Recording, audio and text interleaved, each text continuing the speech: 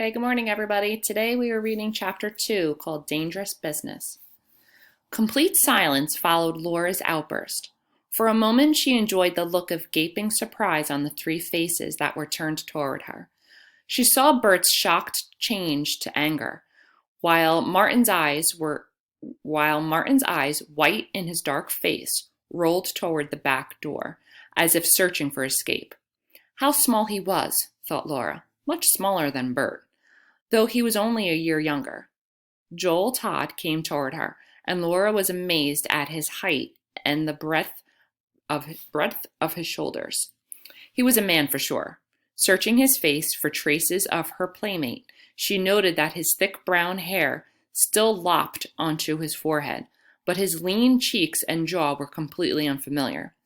His eyes held no hint of the friendly warmth she remembered. They regarded her coolly as he made a mock bow. "I see we have an eavesdropper in our midst," he said. Laura drew in a quick breath and lifted her head defiantly. "All right, I was listening, and I didn't like what I heard." "Eavesdroppers seldom hear good of themselves." "I'm not talking about myself," said Laura sharply. "I mean, I'm sorry to find out you and Pa and Bert are breaking the law." Joel's eyes narrowed. "It's a law that ought to be broken." "Do you think you know more about what's right than the Congress of the United States?" "Not ordinarily, but in this case I do. It's a cruel law that says we have to send fugitive slaves back to their masters." Joel pushed a chair toward her. "Here, sit down, so Martin can get off his feet." Laura considered defying him. He cared more for that runaway's comfort than hers. He glanced at Martin. He was tired. The way his knees were sagging, he'd be on the floor in another minute. She dropped into the chair. "Please sit down, Martin," she said politely. She kept her eyes on him, trying to ignore Joel's critical gaze. "Martin, when was the last time you ate?" He cocked his head as if searching his memory. "I had supper night before last, and I found some chestnuts in the woods today." "Just as I thought." Laura looked indignantly at her brother. "He's hungry, and you haven't offered him a thing to eat." For the first time since she had come into the kitchen, Joel looked at Laura with approval. "Good for you," he said. Laura, doggedly honest, replied, "I don't think Martin should be here, but since he is, he should be fed." Bert seized the poker and lifted one of the two lids on top of the little cook stove. Joel said quickly, "Don't stir up the fire. The sparks and smoke might draw notice to the house." Bert put aside the poker. "I didn't think. I'll see what I can find ready to eat." He crossed to the cellar door behind the stove and disappeared down the stairs. Shortly, he returned with half a baked ham, butter, and a jug of milk. As he set them on the table, he remarked proudly, "It's a wonder the way that my stepmother keeps the larder full. Pa and I never ate half so well when we were batching it." Laura set out plates and mugs. "Where do you keep the bread?" she asked her brother. Bert produced a loaf of homemade bread from a cupboard beside the sink. Joel said in obvious surprise, "You've been home 2 weeks, Laura, and you didn't know where the bread was?" Without answering him, Laura began to slice the bread. It was no use explaining, she thought. He'd never understand how it had been in Virginia, where Sukey and Della did all the kitchen work and Aunt Ruth merely planned the meals. Laura had been able to cook as well as a woman when she first went south, but she had rarely helped with the meals during the past 4 years.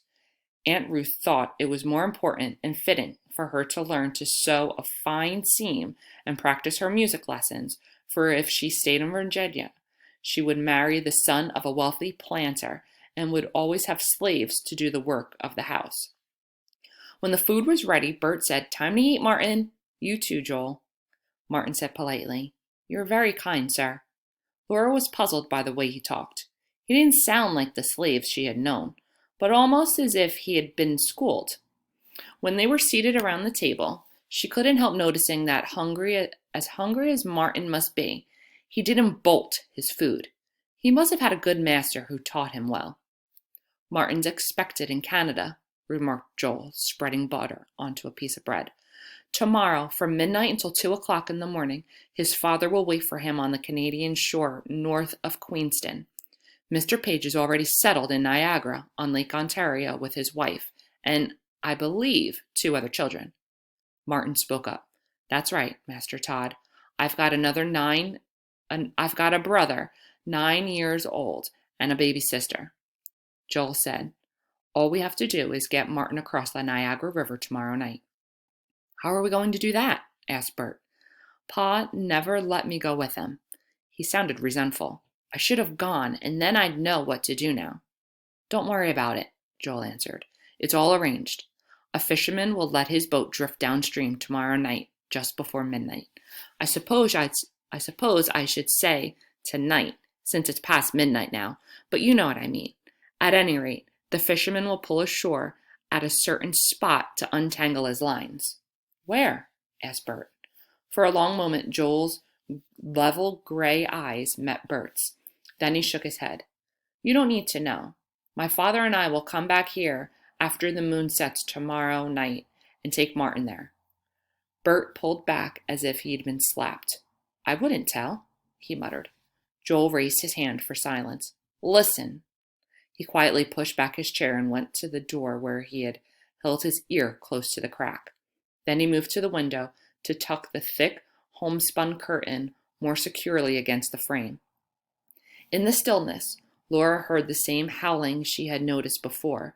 Now it came from the south, but was closer than ever. Probably those were the dogs that were searching for Martin. However, Joel didn't seem concerned about the dogs. I thought I heard someone outside the door, he said as he returned to the table. I've never seen such a crowd for one fugitive.